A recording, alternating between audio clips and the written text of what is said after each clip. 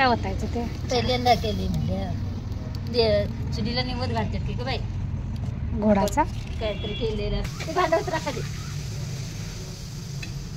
पहिल्यांदा पेटवूया लाकडं घालूयात मग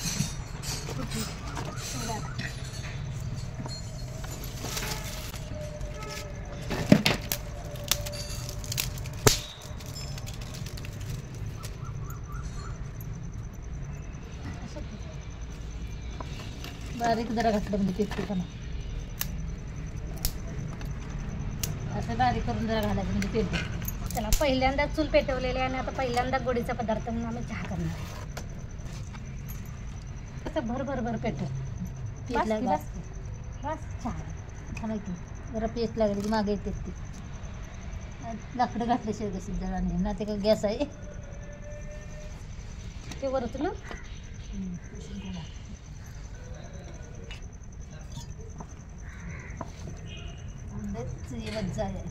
त्याच्यामुळे खाली वागते भांडं बरं कर बस बस बस कोबर दूध आहे बस चला ते लय होणार ना चहा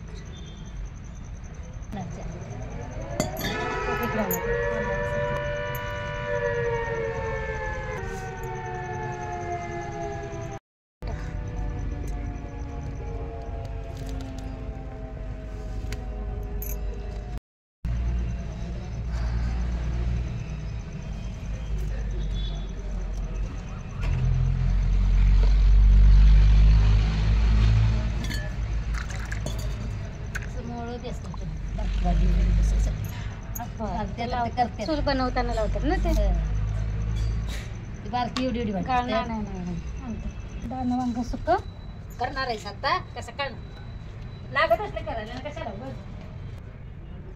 मोबाईल तर काय ठेवला कोणतं टाकलं काय मग पडत म्हणून तसा तर घेतलेला तुम्हाला बसायला घे रुपये बघाय मनाचं काय ते नाही कोणतं नाही बाहेर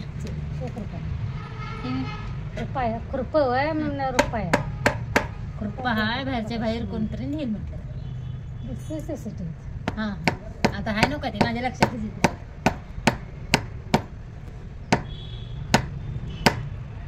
एवढं पाहायचं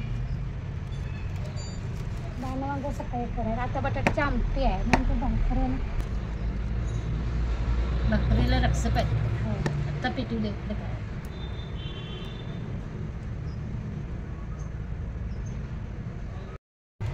लवकर आले आता ह्याच्यात दूध घाले मस्त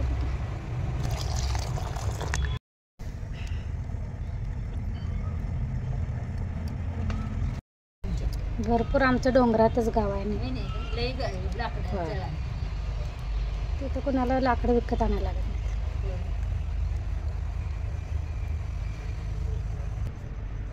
नाही त्यांच्या बाबासनी चुलीवरच चहा प्या मला त्या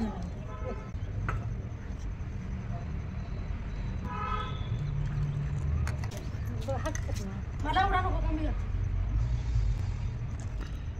बाबा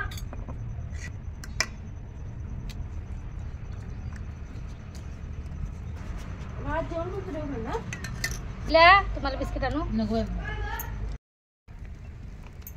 आपण काय पहिला गोडाचा नैवेद्य चुलीला हे बघा आईस्क्रीमचं पार्सल आलेलं आहे माझ्या मैत्रिणीकडून तिचा आईस्क्रीमचा कारखाना आहे त्यामुळे कधी म्हणजे त्यांच्या इथे बनवतात हॅलो नमस्कार मी प्रतिभा तुम्हाला सर्वांचं स्वागत करते आपल्या चॅनलवर तर आजचा दिवस तुम्हाला खूप छान सुंदर जाऊन तुमच्या मनातली सर्व इच्छा पूर्ण होत तर कधी काल मी पहिल्यांदा चूल पेटवलेली आणि पहिल्यांदा गोड पदार्थ करायचा म्हणून मी चहा बनवून घेतला होता तर आज सकाळी आता माझं कधी सकाळपासून काही शूट केलेलं नाही आहे तर पण मी तुम्हाला दाखवते काय काय आवडलं आज नीलची सकाळची शाळा असल्यामुळे कसं त्याचा काय डबा नव्हता 10:30ला आता येईल तो घरी नाश्ता इथे भात करून घेतलेला आहे इथे दाणं वांग सुक्कं केलेलं आहे मी तिळाचा कूट घातलेला आहे कारण माझ्याकडे शेंगदाण्याचा कूट करून संपलेला आहे आणि शेंगदाणे पण संपलेले आहेत कारण तीळ भाजून त्याचं कूट करून ते घातले त्यानंतर इथे मी मटकीच्या मोडाची आमटी केलेली आहे आता हे बाजूला ठेवते जरा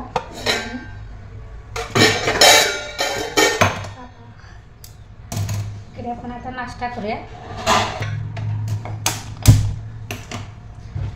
इथे मी नाश्त्यासाठी पोहे धुवून कणी घेतलेले आहेत तेव्हा धुवून असे कोरडे करून घ्यायचे. त्यानंतर इथे मी बटाटा साल काढून असा पातळ स्लाइस करून घेतलेले. त्यानंतर इथे हिरवी मिरची आणि कांदा त्यानंतर अजून इथे कोथिंबीर चिरून घेतलेली आहे आणि हा लिंबू पण मला चिरून घ्यायचा आहे. पोह्याला जास्त तेल घालायचं नाही, म्हणजे कमी तेलात कमी पोहे करायचे, म्हणजे असं तेलकट पोहे लागत नाही. त्यासाठी लागणारं साहित्य काढून घेते आत्ताच. मला आता ह्या धुतलेल्या पोह्यात कमी थोडीशी साखर घालेल. त्यानंतर त्यामध्ये थोडंसं मीठ घालेल. तेल तापलेलं आहे तर आता मोहरी घाला. तेल चांगलं तापू द्यायचं. एक मोहरी टाकून बघते. नाही, फक्त असं गरम झाले पण अजून तापलेलं नाही आहे. अजून मला भाकरी करायची पण मी नंतर कधी जेवायच्या अगोदर अर्धा तास करेन.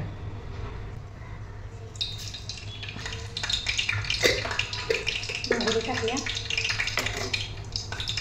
मोहरी चांगली तडतडली की त्यामध्ये जिरा टाकायचा. जिरा कधी पण की नाही हातावर असं दोन्ही हातावर असं चिरडून घ्यायचं, म्हणजे थोडंसं असं चिरडलं की नाही जिऱ्याचा खमंगपणा पदार्थात होतो.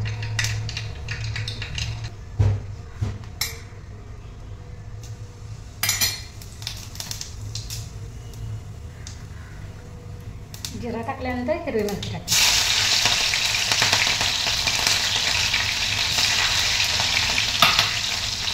मिरची तेलामध्ये चांगली अशी तळू द्यायची, म्हणजे त्या मिरचीचा तिखटपणा पोह्यात येतो.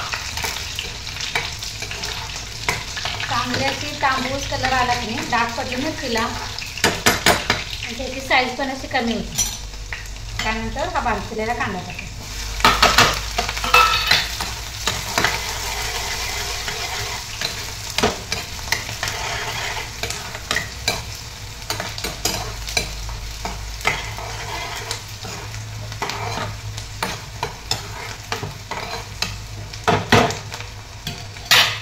त्यानंतर हे बटाट्याचे काप टाकूया.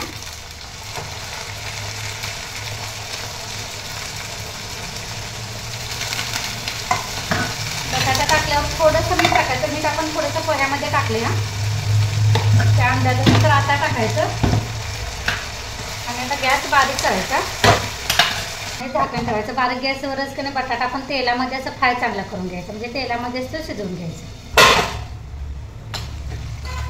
गॅस मोठा अजिबात करायचं नाही, बारीक गॅसवरच हे कधी शिजवून घ्यायचं बटाटा. नाही बटाटा शिजेतोपर्यंत कधी मशीन लावून येऊया कपड्याचं, म्हणजे एक एक काम आवडतात.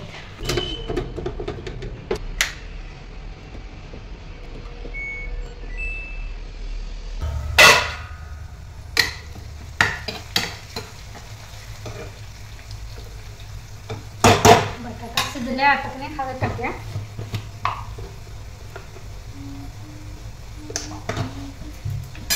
हळद तेलातच टाकायचं, पोह्यात टाकायचं. ह्यामध्ये हळद टाकायची नाही, तेलातच टाकायचं, म्हणजे कलर चांगला येतो. आणि त्यानंतर आता हे भिजवलेलं पोहे टाकायचं. आता हे असं परतल्यानंतर का नाही थोडंसं ह्यामध्ये मी असं पाणी शिंपडणार आहे, म्हणजे अगदी मऊ पोहे होतात. आणि झाकण ठेवायचं. आता ह्यावरच का नाही मी हा लिंबू थोडासा मी पिळून घेणार आहे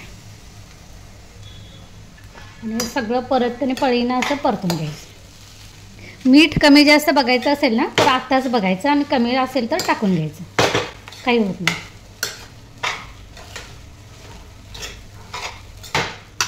आता परत 2 मिनटं चांगलं बारीक गॅसवर हे आता वाफ येऊ द्यायचे.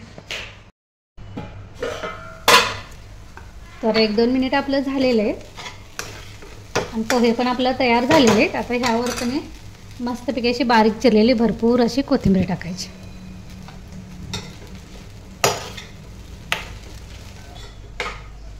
आता मी गॅस बंद करते. हे प्लेटमध्ये वाढवून द्यायचं. हे तुम्ही पोहे वाढल्यानंतर तुम्ही पोह्यावर शेव जर बारीक शेव असते ना ती टाकून खाल्ली तरी चालते. शेव जर आवडत नसेल तर ओलं खोबरं असतं ना, ओलं खोबरं किसायचं आणि त्याचा किस कणी पोह्यावर टाकून खायचं, छान लागतं.